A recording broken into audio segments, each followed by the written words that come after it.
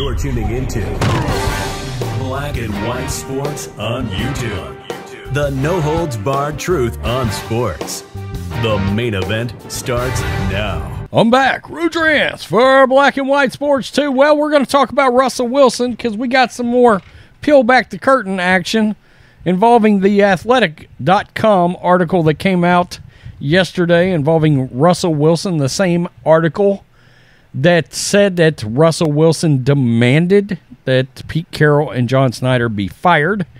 Now, he did come out and make a denial that he never said that, but one of the feelings coming out of there is the fact that, well, you don't actually have to come out and say, hey, I want them fired. You can say, hey, I demand change. Well, we know what that means, right? Or, things need to change or I'm gone. So we know that means I need you to fire Pete Carroll and John Snyder, right? And we know that Russell Wilson did not like how they were using him or wanted to use him, and he thought he could be a pocket quarterback. And he found out this year, of course, he cannot be a pocket quarterback because he can't see.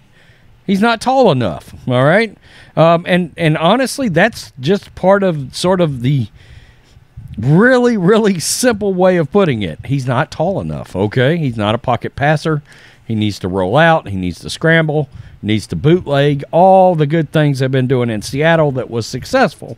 And remember, let's let Russ cook, except when you can only fry up some or cook up some Roman noodles, there's issues, right?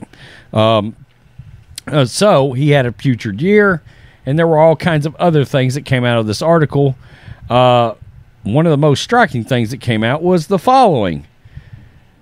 The Denver Bronco coaches did not like the fact that Russell Wilson had an office. Not one little bit. Question is, why didn't they push back on Russell Wilson? It seems to me like the coaches in Denver, I guess they were scared of this quarterback. I don't get it because he was the new guy. And he had all this. I get it. He came in with all these Pro Bowls and a Super Bowl ring. But if you could blatantly tell he was losing the locker room, it looks to me like somebody should have sat him down and said, look, this isn't a great look for you, okay? This is not wearing well in the locker room. This is Michael David Smith. When the Broncos traded for Russell Wilson last year, one of the ways they rolled out the red carpet for him was to give him his own office in the team facility on the second floor, where the Broncos coaches and executives have their office. Wow. Some coaches had issues with that. According to the Athletics.com's lengthy article about Wilson's first season in Denver, members of the coaching staff believed that Wilson separating himself from teammates like that was bad for locker room camaraderie. I'm sure it was. There were reports out of there that his teammates couldn't stand him. One coach said Wilson told teammates the door to his office was always open. But that coach wondered why a player had an office with a door at all. Quote, and this is a quote from the player, or from the coach. Quote, so are you a coach or are you a player? Question mark, the coach asked. Your open door should be you sitting at your locker. Another coach said having the office on the second floor separated Wilson from the players. Quote, the players were always on the first floor. They never came to the second floor, the coach said.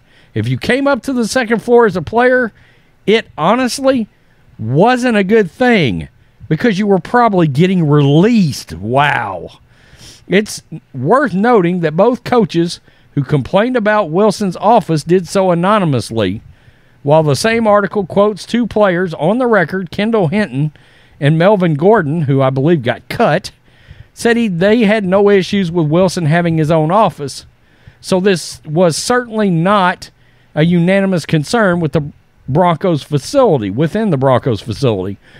But it was an issue to some in a highly disappointing first season for Wilson in Denver. So that's telling you right there, the coaches did not appreciate the fact that Russell Wilson had an office at all. And that I guess the players viewed the second floor is probably not the greatest place to go, because the coach just said if you were going to the second floor, you likely were getting cut. Well, look, I've seen enough episodes of Hard Knocks, especially those early years where, I mean, the most drama in the episode was whether or not a guy would get cut. It seemed like every episode some guy would get cut, and that was the big drama. And we were remembered. That was like a player going to die, essentially, for lack of a better way of putting it. Bring your playbook. And it was like, oh, crap. Now I got to find another team. Hopefully I can find another team. So that negativity is just sort of like a cloud following you around. And at the end of the day, he's just a player. He's the quarterback. He's the CEO on the field. And in the locker room. Not in an office, okay? Not on the second floor. I mean, that's even worse, because I thought maybe there was an office or something like the size of a closet in the locker room somewhere, and they just put him in there, and maybe he had a laptop and a couple of things, and the door just stayed open, and guys just would walk in and out, sit down, BS with him, whatever. And we're finding out it was completely cut off from the locker room and where the actual players were. This thing is, it's going to be interesting. I need to go through and fine-tooth comb this thing, because there may be more stories to come out of it. But it just keeps looking worse and worse. I'm guessing, this, just call it a guess, I don't think Sean Payton's putting up with any of this crap. And now I'm starting to believe this is exactly the reason they were looking at Harbaugh and they were looking at Sean Payton, okay?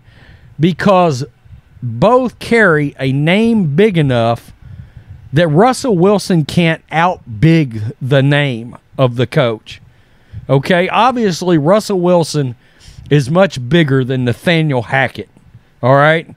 He was an offensive coordinator. There were, people didn't know quite, was he the one calling the plays for Aaron, or was LaFleur? All these things going on, and he had always just been a quarterback's coach or an offensive coordinator. All right, well, you got Jim Harbaugh swinging in, right? He almost got this job. He almost took this job. Took the Niners to the Super Bowl, multiple NFC championship games, coming straight out of Michigan, beating Ohio State this year, making multiple college football playoffs. Jim Harbaugh's name is bigger than Russell Wilson. Okay, so he carries a larger presence, right? Sean Payton, same exact thing. Look, Sean Payton was with Drew Brees. Sorry, but in the history of football, unless Russell goes out there and wins another one, I mean, I would think most people are going to be like, who's the better quarterback, Drew Brees or Russell Wilson? Most people are going to be like, Drew Brees was legendary in New Orleans, right?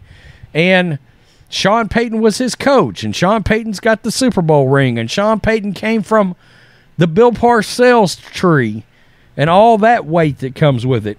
He carries a presence as large as Russell Wilson's.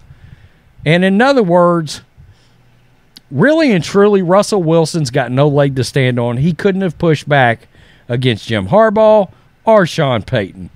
And I ultimately believe that with all these stories you're hearing, that's exactly why this coach was brought in.